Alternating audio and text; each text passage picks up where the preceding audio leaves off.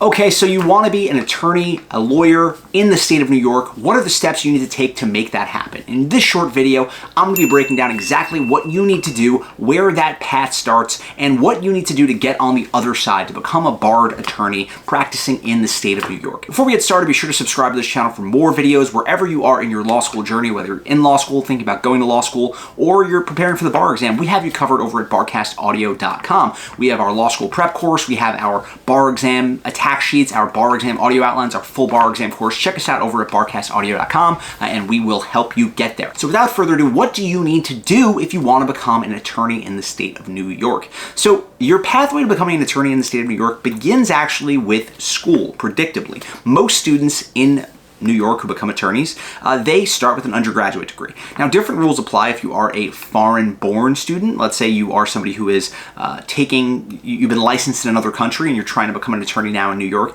Those are different steps that are required there. I'll go through those as well, but for now I just want to focus on the most common pathway, and that is an undergraduate degree.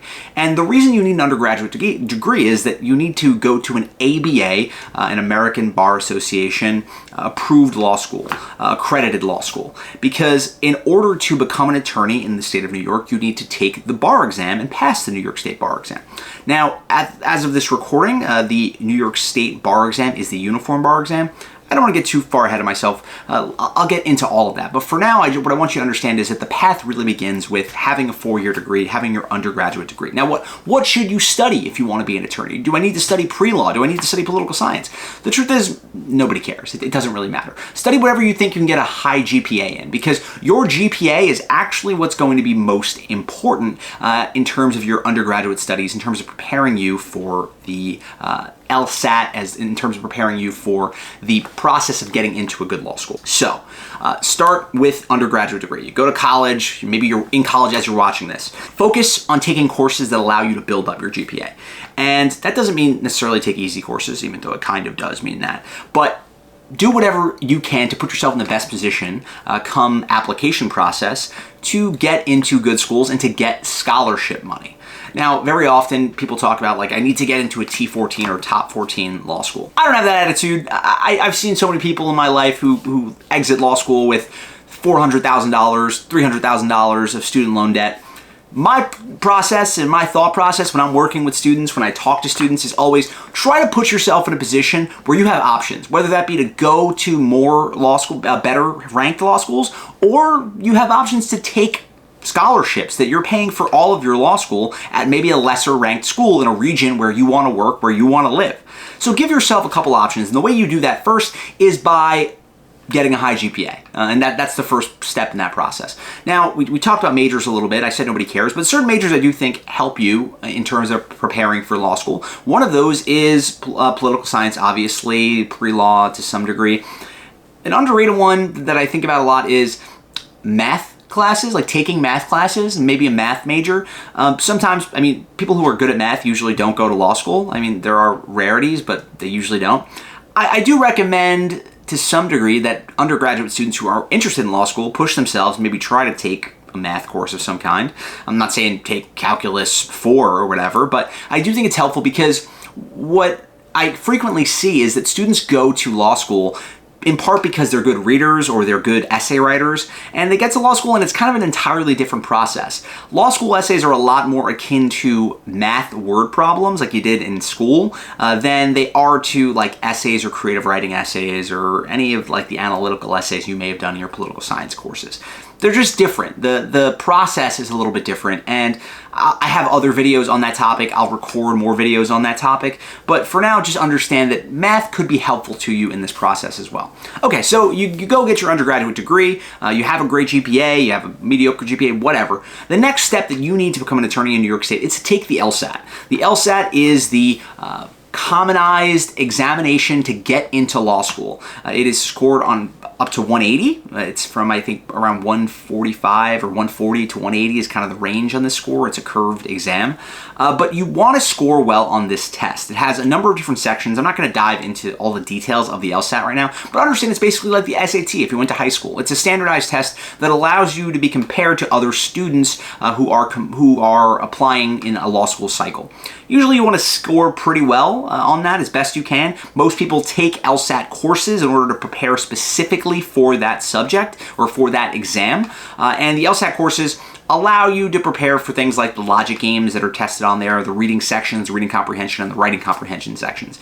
Ultimately, you take the LSAT and then you have a score somewhere in the usually 140 to 180 range, and you use that as the basis by which you sort of make this packet to apply to law schools. You have like a personal essay, you have letters of recommendation, you have a GPA, that is sort of your raw analytics, and your LSAT score, which is your other piece of raw analytics. And those two are going to be really important because they're going to either open doors or close doors to you in terms of schools that you're applying to. You may get a lot more scholarship money if you have a higher LSAT score and a higher GPA score. Maybe this sounds obvious to you, but maybe not. I hope it is somewhat helpful because if you are focusing on these two things, you understand like this is the first step into actually getting into law school and actually getting into that next step. So now you took the LSAT, you have a high GPA, you've graduated college, you apply for law school, and you get into a law school. Do you have to go to law school in New York State to become an attorney in New York State? No, you do not have to do that. Okay, that's totally fine. That's not, you don't have to go to law school in New York State to become an attorney there. Plenty of people go to Ivy League schools, they go to schools all over the country, and they end up coming back to New York State to work in New York State or New York City.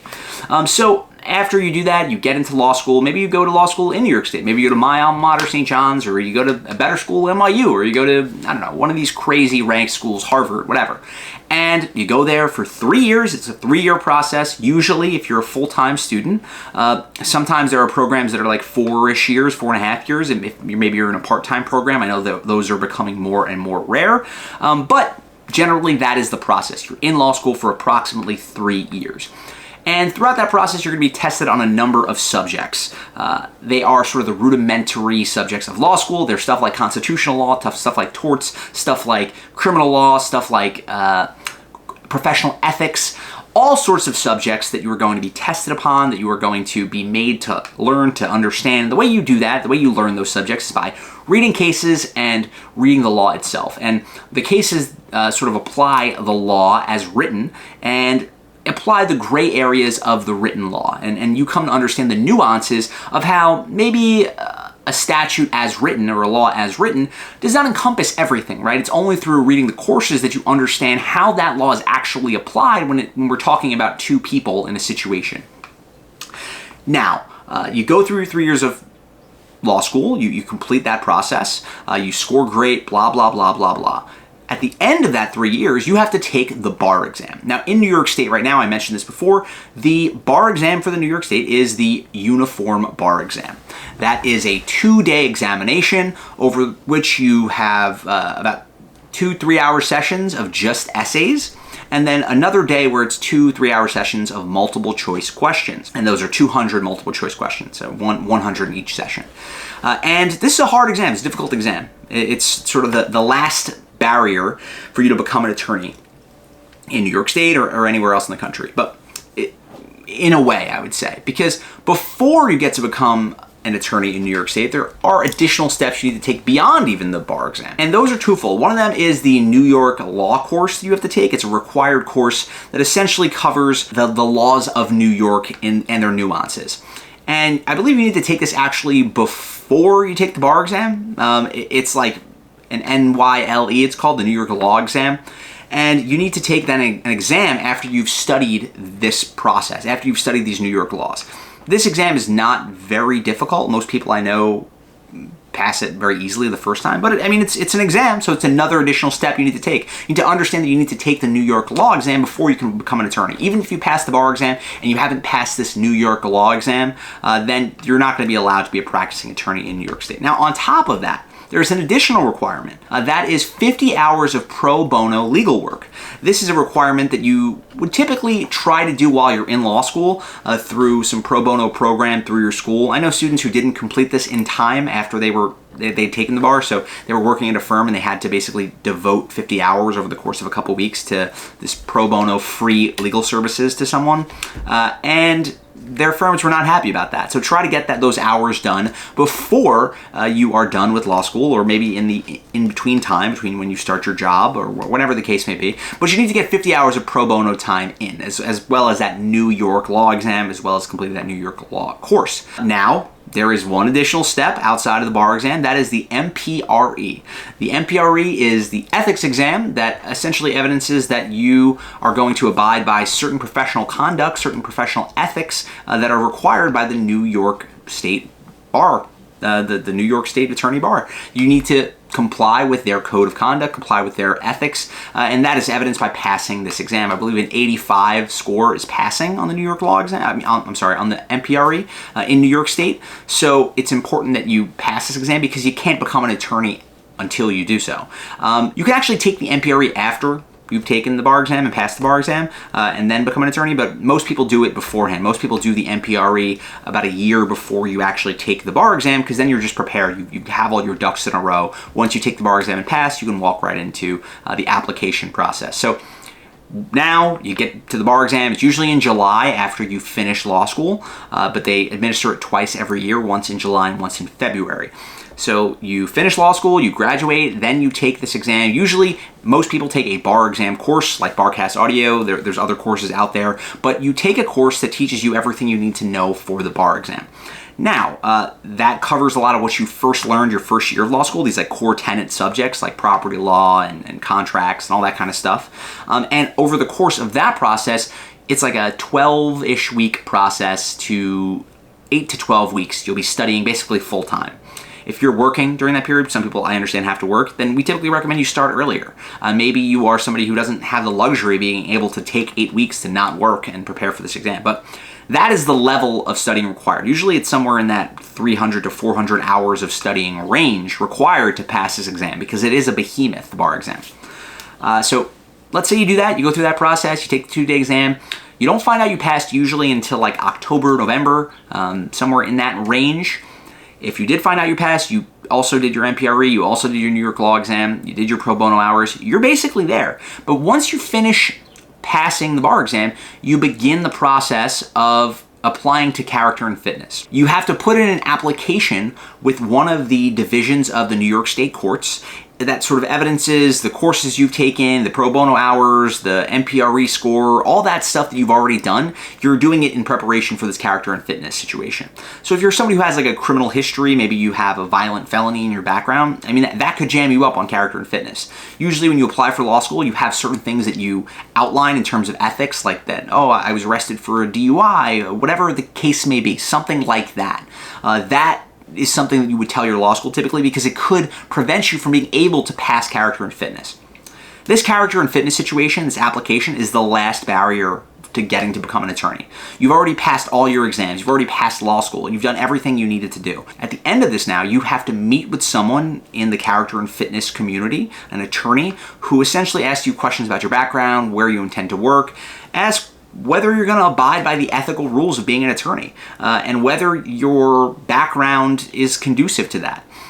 Most people I know, I mean, almost everyone I know has never had a problem with this. Obviously, there are circumstances where people may have a problem with this. They have like a serious issue of fraud in their background or something like that. That's where you really run into problems. So after you go through this whole process and you're approved, you just have to wait. It's kind of a waiting game until the New York State Division of the courts tells you that you're going to have a swearing-in ceremony. And when you do that, it's a really nice ceremony. Usually now it's in person.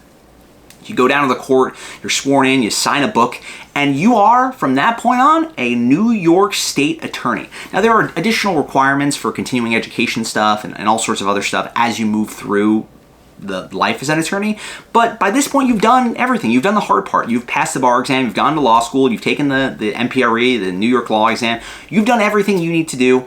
You've passed character and fitness, and you are a New York attorney at this point. So I hope this video was helpful to anyone thinking about becoming a New York State lawyer. I hope this was helpful to anyone who's looking at this process and trying to figure out what they need to do. If you are interested in going to law school, if you are interested in taking the bar exam, be sure to check us out at barcastaudio.com. We have pre-law programs, we have law school prep programs, we have everything you need to do wherever you are in your law school process. We will explain the basics of the law to you. Be sure to subscribe to the channel for more of these videos. Until later, I will talk to you guys soon. Bye now.